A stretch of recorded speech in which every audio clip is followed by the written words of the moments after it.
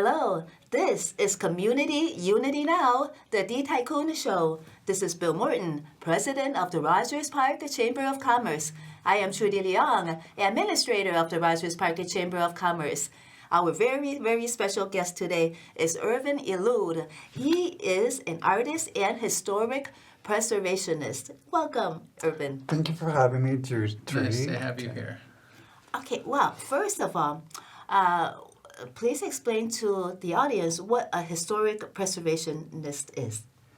Well, it's an advocate that helps spread the word to any endangered building or just like building that's not in great condition and disrepair, and just kind of want to spread the word to anyone who can grant funds or just help support or even just raise awareness to these buildings. What was your first building that inspired you to on this road? That's actually, yeah, it wasn't just one building. Honestly, if you go to the south side or the west side, there's just like so many that there's just like, it's like a community, I guess. Whole neighborhoods full of like buildings in disrepair and just like people. I posted a lot that people were just unaware of and have never even heard of even. And they've lived here all their lives. So I'm just like, I need to find a way to help spread these, awareness to these older buildings. Yeah, so a lot of them are mansions, right? And then there's other beautiful architecture. I know, the architecture, like, it's just so different now. It's like night and day. Like, the architecture from that era is like completely like well thought out and just so beautiful. It was the work of an artist. They don't build them like they used to. Absolutely don't. And there's a development in Rogers Park they're talking about right now, and they're talking about how they're going to use brick, and that's a big fancy thing. It's nothing comparative to the buildings that you're like featuring. they use, I think, like the limestone from Indiana. I'm not sure if they even use that anymore, but a lot of them were made from that material. What about terracotta? They don't use terracotta anymore either, do they? Hard to say, probably not. But they did use a lot of terracotta for the ornamentation, which is just my favorite thing to see in anything. Like in all the buildings I look for, I'm just like, okay, where's terracotta details or like any mascarons or like faces? Mm-hmm. Those are my go-tos. Yeah, Bill taught me about admiring terracotta. We walk around Rogers Park and he said, here's a terracotta, there's some terracotta. What do you think? Isn't that beautiful? Look at that motif. Oh, it's so beautiful. I can spend like minutes looking at it, and I'm sure people are just like, I've been asked if I'm like a retailer or if I'm like looking at properties. I'm just like, no, I'm just like, if you look, like, I'm sure, and I get to explain like what I'm looking at, and they're just like, oh, I've actually never looked at that before. And that's totally understandable, because when you're living your life and you're just like going about your day after day, it's just like you don't look up and see all these things. And a lot of realtors and developers, they have an interest, of course. The interest is their pocketbook, the dollars. Always. And we are like minds on this subject. We can appreciate the art and the beauty and the culture and the diversity within the buildings. Absolutely. And do you have any luck preserving these buildings? Sometimes it's like going against a brick wall, it seems. Oh, yeah, because the people who are like in control just like are in it for the money, you know? Like, sure, it's a lot easier to knock down a building than to preserve it, so I totally understand that. But it's also just part of the city's like culture and history, so it's like baffles me that people are just trying to erase that continuously. And I haven't personally had any luck with like winning anything out of like advocating, but I know Preservation Chicago is a really good like community that helps a lot with that and like further researches and does a better job of like raising awareness. Do you work with them in some capacity? I've been to a lot of their meetings, but I haven't like collaborated with them. What kind of volunteer opportunities do they have?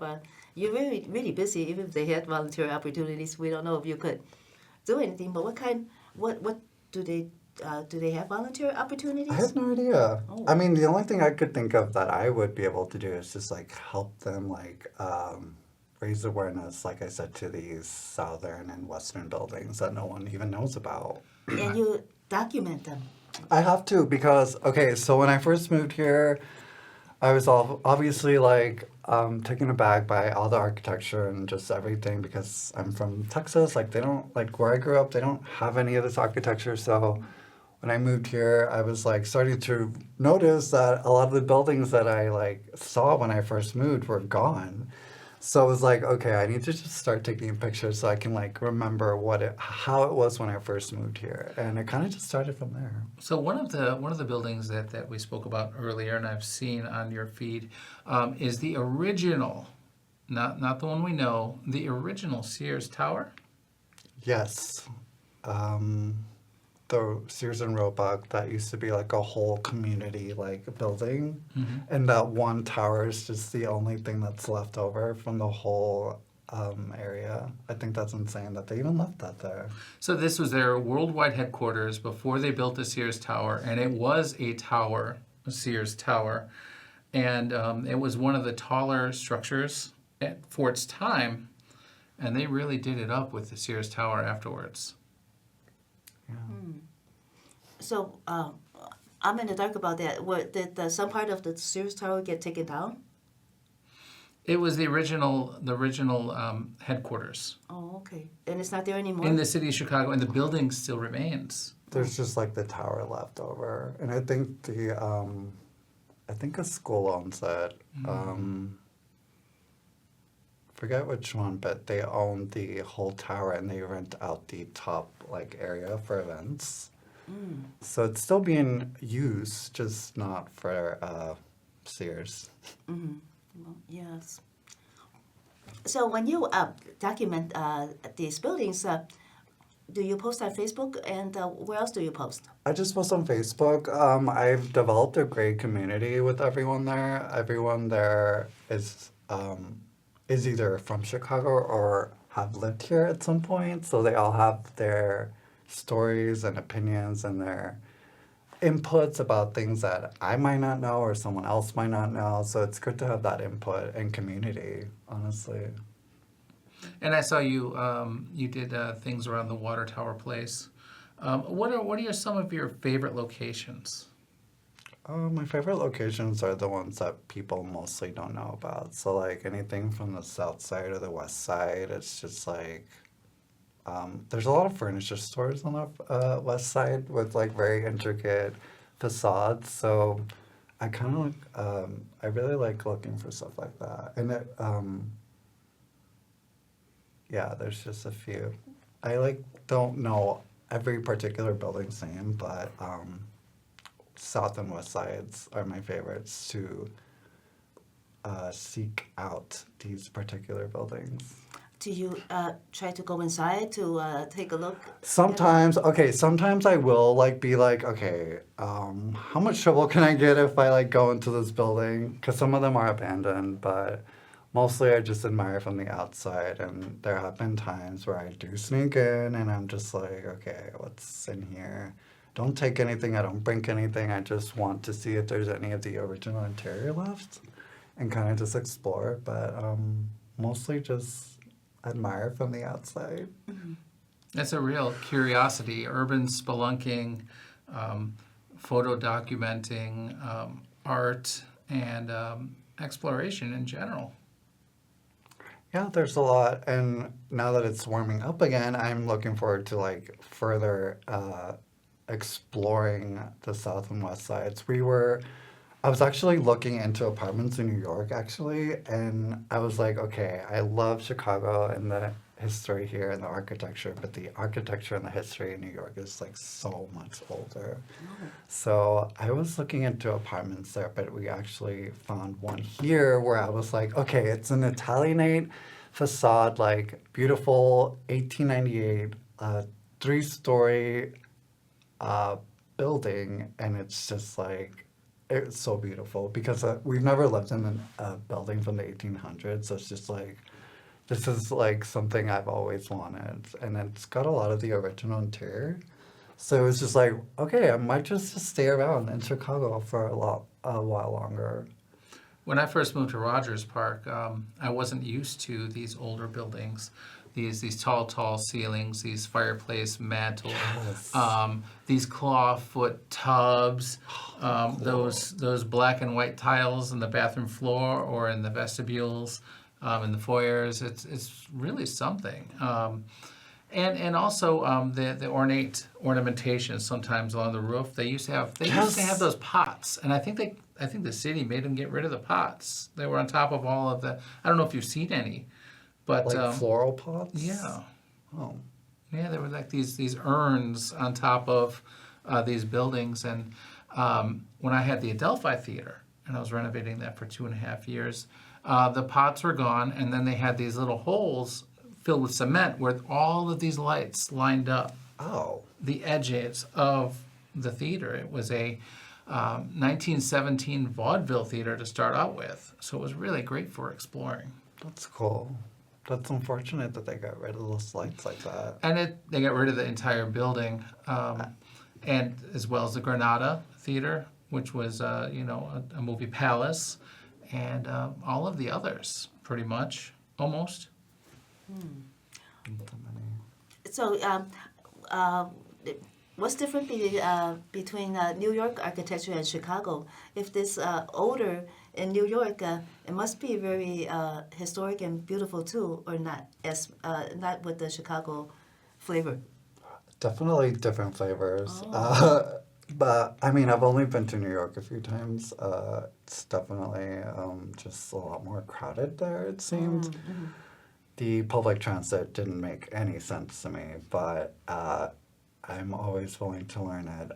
And as far as like the architecture, it's kind of the same, honestly, because it was like around the same time area, and some of those historic homes are still there. And while I was looking, I was just, putting the address in the Google Maps to see what the building looked like. And I kind of just went off from there and just started to realize that like the historic areas in New York is also like Chicago, where it's like scattered around in different neighborhoods. Mm-hmm. So it's got that similarity. So how do you find these locations? You're looking for abstract, lesser known,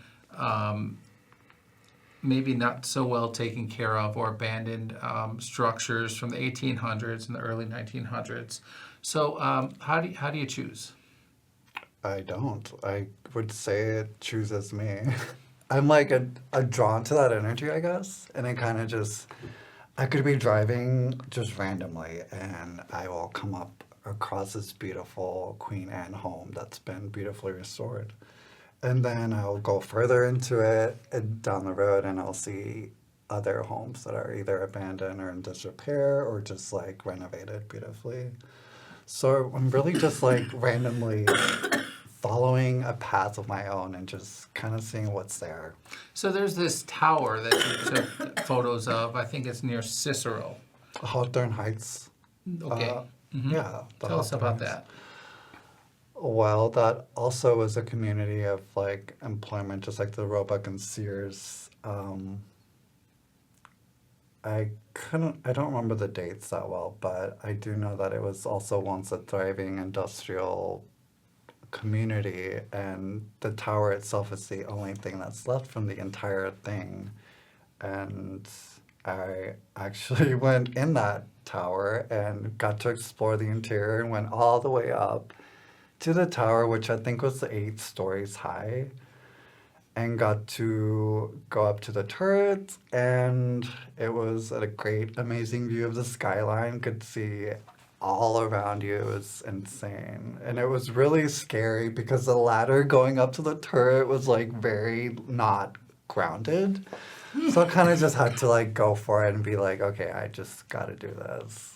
And it was totally worth it. Was the ladder like one of those old handmade ladders? It was metal, Okay. but like very thin. Mm-hmm. And it was like attached to the wall on the top, like it was just like a top attached on the top, so it was just like dangling, not very supportive. And how about the basement? Do you go down to the I basement? didn't go to the basement, it was flooded.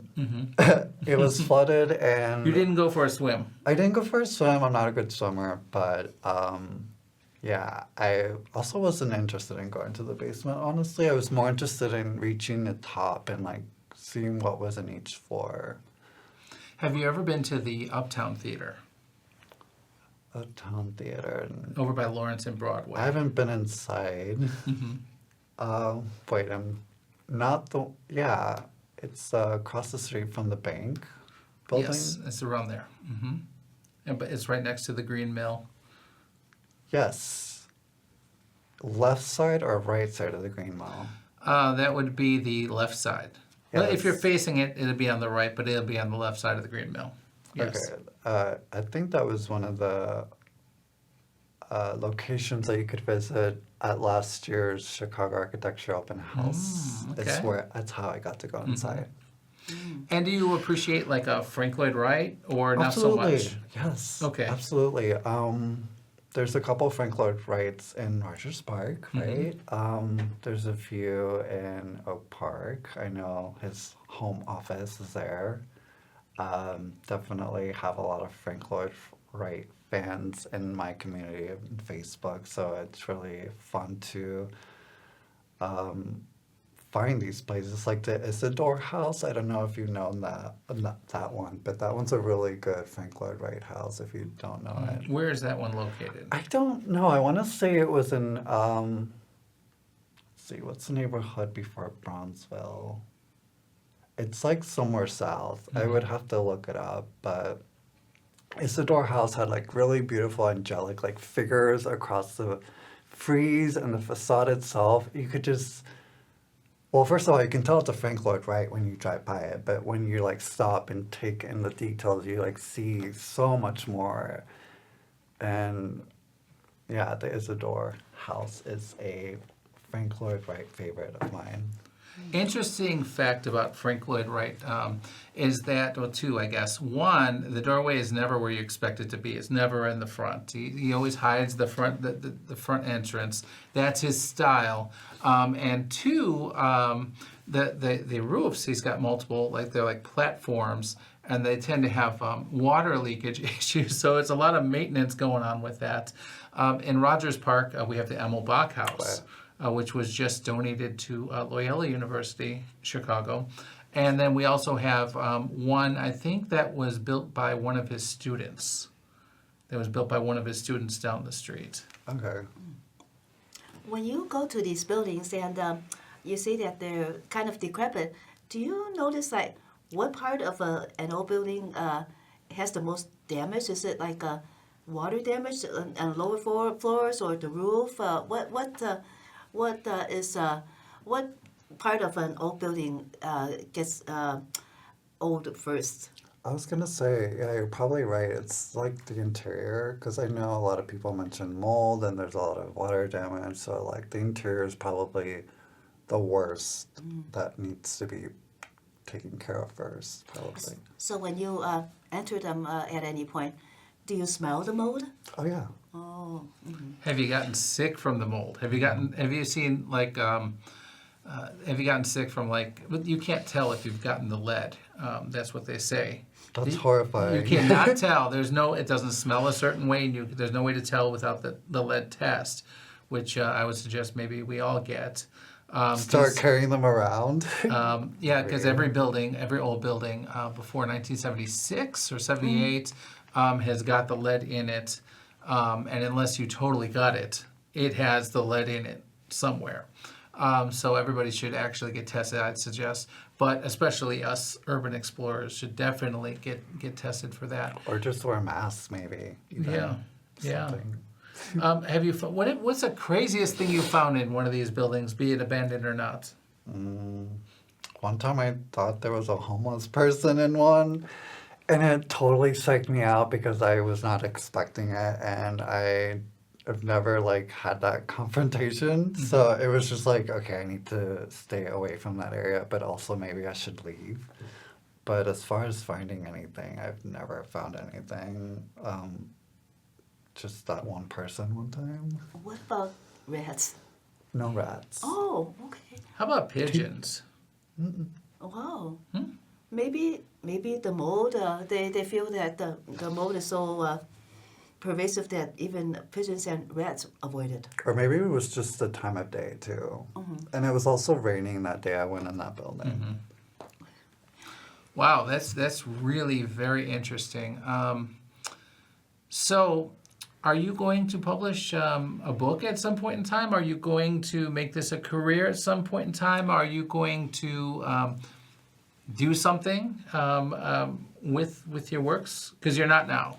Yeah, I'm not really doing much. I want to get back into being an advocate for raising awareness and do a little more of that, and just kind of using my Facebook to encourage people to also be, a little more interested in the history of the city and be more involved, but also trying to raise awareness to like the South Portico of the MSI. I don't know if y'all have heard, but they're trying to redesign the whole South Stair portico. So I'm just kind of helping raise awareness. Let's get into the weeds on this one. Tell us more about this. Well, the MSI wants to completely destroy the Museum of Science and Industry. Yes, they're trying to redevelop the stairs at the South Portico, and they are trying to completely change the historical significance of that area. And I'm just was taken aback because it is a museum. It's like a place of learning and knowledge, and they're taking something away and turning it into a completely renovated, new, modern thing that is so unnecessary and that no one needs. Like the museum is planning to have like a cafe there with an elevator built in with the terrace view, and it's just like they want to yank out those stairs to build that, which is completely unnecessary. And I am all for change and growth, but there's a way to do it without like ruining a historical part of the city. And I would imagine like something like the Museum of Contemporary Art. Okay, modern look, right? Acceptable? Yeah. Museum of Science and Industry, not so much. I mean, they can establish that there, but there's a way to go about it without like changing the whole, like, they don't need to touch those stairs. I guess it's my point. Like, they can do it on the side somewhere if they really needed an elevator and a cafe there. All And right. what is the reaction of neighbors and residents when you bring awareness of these buildings?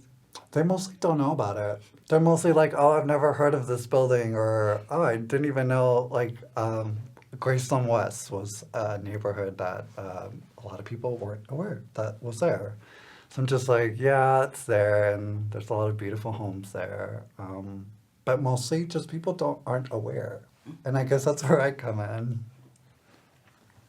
And then do they get inspired to help you? Definitely. They follow me, and they are really appreciative of everything that I do and the things that I share, and just giving them that insight of like the city that they grew up with or either once lived at or are still living and still learning. So it's just a lot of different kinds of individuals who share the same passion. You know, an interesting thing I heard recently was these aren't just buildings. These are people's former homes. This was their whole life, and a lot of people don't see it. They don't see it that way, right? Yeah. They just see it as a property and a way to make money. So if we want to learn more about you, if you would like people to come to your Facebook and check out your wonderful photography, how would they do it? I recently found out that you can just Google me. Can you spell your name? ErvinEliud. You can Google me or find me on Facebook. I'm going to try and be more active, but I have a full collection of photos and descriptions and things you probably haven't seen. Spell your name again and say your name. Ervin Eliud, E-R-V as in Victor, I-N-E-L-I-U-D.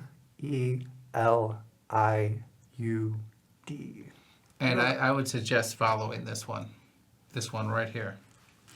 This has been Community Unity Now, the D Tycoon Show. Bill Morton, President of the Rogers Park Chamber of Commerce, and I am Trudy Leong, Administrator of the Rogers Park Chamber of Commerce. Thank you so much, Ervin Eliud, for joining us, and we will see you again next week. Thank you for watching.